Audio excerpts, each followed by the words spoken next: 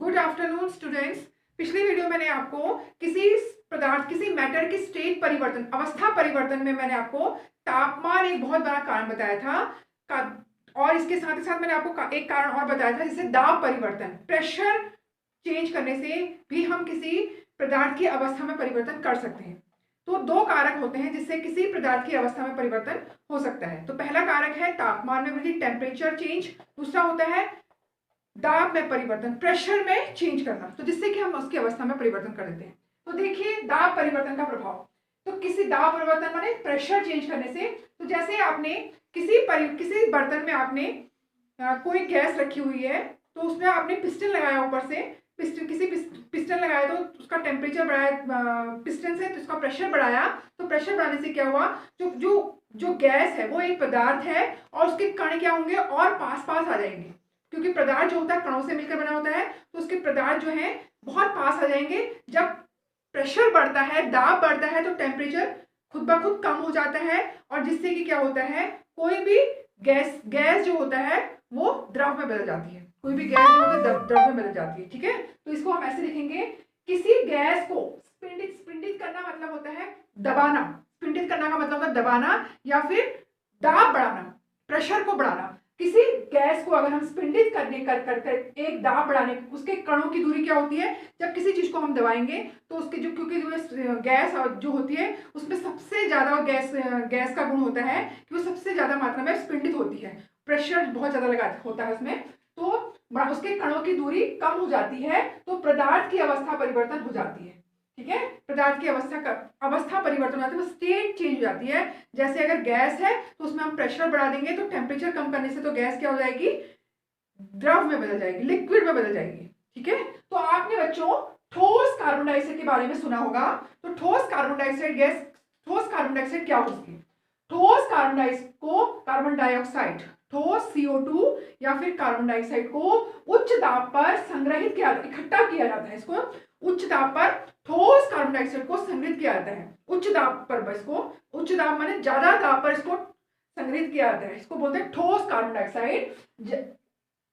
जब वायुमंडलीय 1 एटमॉस्फेयर होता है तो कार्बन डाइऑक्साइड क्या होती है, ठोस कार्बन डाइऑक्साइड क्या होती है, सीधे द्रव अवस्था में आए बिना गैसीय अवस्था में परिवर्तित हो जाती है।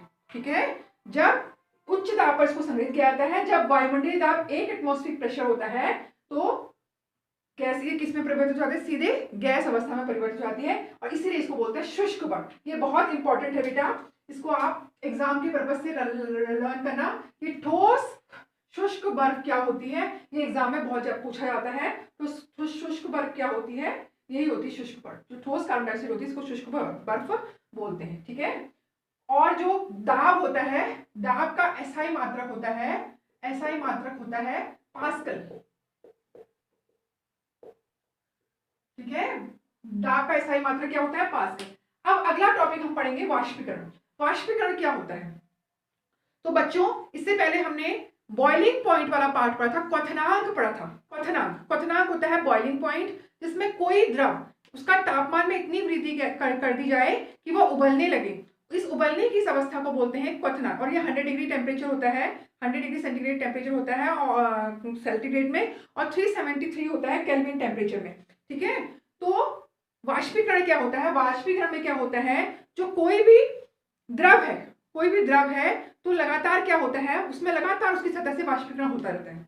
कोई भी द्रव है, लगातार उसकी सतह के कण जो होते हैं लगातार वो वाष्प बनकर वायुमंडल में निकलते रहते हैं, तो इसको बोलते हैं वाष्पीकरण। वाष्पीकरण जो होता है एक सतह की परिघटना है। तो देखिए इसकी परिभाषा हम क्या कहेंगे, यह एक सतह की परिघटना है। सतह के कण आसपास की, जैसे कोई द्रव है उसके वायुमंडल में जो आसपास की ऊर्जा होती है, ऊष्मीय ऊर्जा होती है, उसको लेकर जो सतह के कण होते हैं वो लगातार ऊष्मीय ऊर्जा लेकर लगातार वाष्प में परिवर्तित होते रहते हैं। ठीक है, और आसपास की ऊर्जा ग्रहण कर लगातार कणों के बीच आकर्षण बल, क्योंकि जो कण द्रव होता है उसके कणों में आकर्षण बल होता है, तो उष्मा, आसपास की उष्मा लेके उसके जो गतिज ऊर्जा में वृद्धि होती है, गतिज ऊर्जा में वृद्धि होने के साथ क्या होता है, वो उसका जो कणों के आकर्षण बल होता है वो क्या होता है, बल को पार करके वो वाष्प में बदल जाता है। इसको बोलते हैं वाष्पीकरण। ठीक है, तो वाष्पीकरण लगातार हमारे चारों तरफ आसपास होता रहता है। वाष्पीकरण कहीं से भी हो सकता है, हमारे मनुष्य के शरीर, हमारे शरीर से भी हो सकता है, पेड़ पौधों से भी वाष्पीकरण होता रहता है,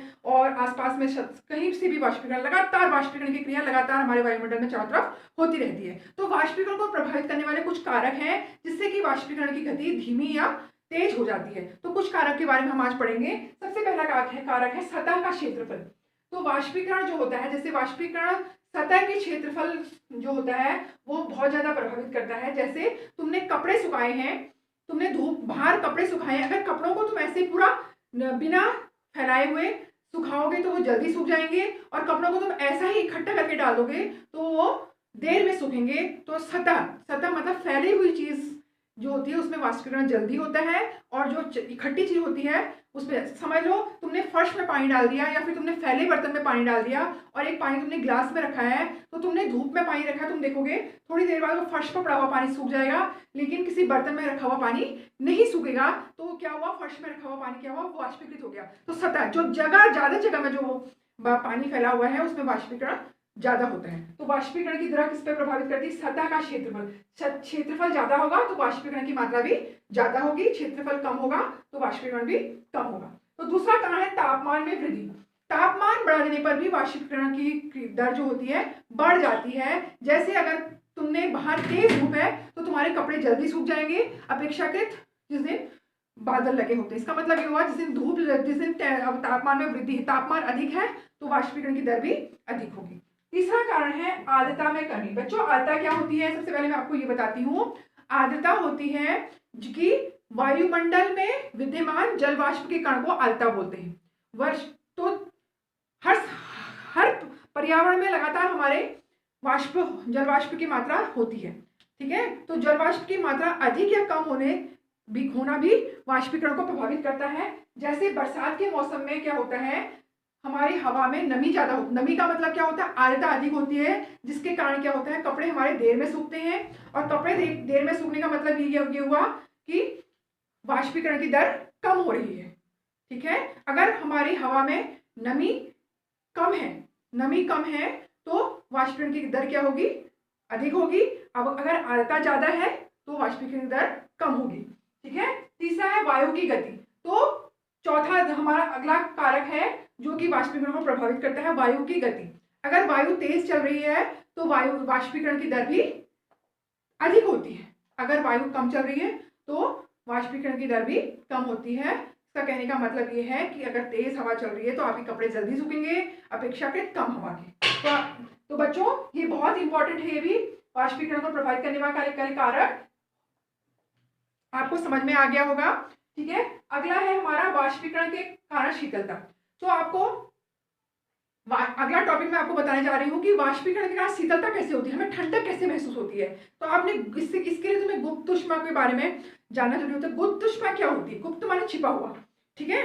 तो अब इसको हम आगे से डिटेल करते हैं। तो सबसे पहला उदाहरण आपको देती हूँ, एसीटोन या इत्र माने के कारण हथेली ठंडी क्यों जाती है। एसीटोन क्या होता है, एसीटोन एक जिससे कि तुम्हारी नेल पॉलिश में होता है ये एसीटोन, ठीक है। नेल पॉलिश जो पतला करने वाला एक द्रव होता है इसको एसीटोन बोलते हैं। तुम भी जो लड़कियां होती हैं इसको नेल पॉलिश रिमूव करने के लिए, नेल पॉलिश निकालने के लिए ये मिलता है, तो इसको बोलते हैं एसीटोन। अगर एसीटोन को हम अपनी हथेली में डालते हैं या फिर इत्र को अपनी हथेली में डालते हैं तो कुछ समय बाद तुम देखोगे ये उड़ जाता है, गायब हो जाता है। ये इसलिए ऐसा होता है कि इत्र जो होता है ये हमारे हाथ की जो ऊष्मा होती है, गुप्त ऊष्मा होती है, इसको लेके क्या हो जाता है, वाष्पीकृत हो जाता है और सीधे किस में चले जाता है, गैसीय अवस्था में चले जाता है। तो उसके बाद क्या होता है, ऊष्मा जो होती है ये एसीटोन ने ले ली और ये क्या हो गया, गैसीय अवस्था में परिवर्तन। हमारे हाथ क्या हो जाता है, ऊष्मा खत्म, हमारे हाथ की जो ऊष्मा है, हथेली की ऊष्मा, वो तो एसीटोन ने ले ली। तो उसके बाद क्या रहेगा, शीतलता रहेगी, जो हमें बाद में शीतलता के रूप में महसूस होता है। तो ठीक है, अगला उदाहरण है, गर्मियों में सूती कपड़े क्यों पहनने चाहिए। गर्मियों में हमें सूती कपड़े इसलिए, इससे पहले मैं आपको बताती हूँ, गर्मियों में पसीना हमें शीतलता क्यों देता है। गर्मियों में पसीना हमें इसलिए शीतलता देता है कि जब गर्मी होती है, जब अधिक गर्मी होती है तो हमें पसीना आता है। तो हमें क्या आता है, बहुत ज्यादा पसीना आता है, स्वेटिंग होती है हमें बहुत ज्यादा। उससे क्या होता है, जो पसीना होता है हमारे शरीर की जो ऊष्मा होती है, हमारे शरीर की ऊष्मा लेकर क्या हो जाता है, ये वाष्प में परिवर्तित होता है, वेपर्स में परिवर्तित हो जाता है पसीना, और क्या होता है, हमारे शरीर की ऊष्मा, तो वे पसीने ले ली तो हमारे शरीर में क्या, हमें क्या महसूस होती है, ठंडक महसूस होती है। ठीक है, तो जो ऊष्मीय ऊर्जा होती है ये वाष्पीय ऊर्जा बराबर हो जाती है, तो हमें हमें क्या लगता है, ठंडक महसूस होती है। ठीक है, तो उसके बाद हम पढ़ेंगे गर्मियों में हमें सूती कपड़े क्यों पहनने चाहिए। जो सूती कपड़े होते हैं ये पसीनों को बहुत ज़्यादा अवशोषित करते हैं।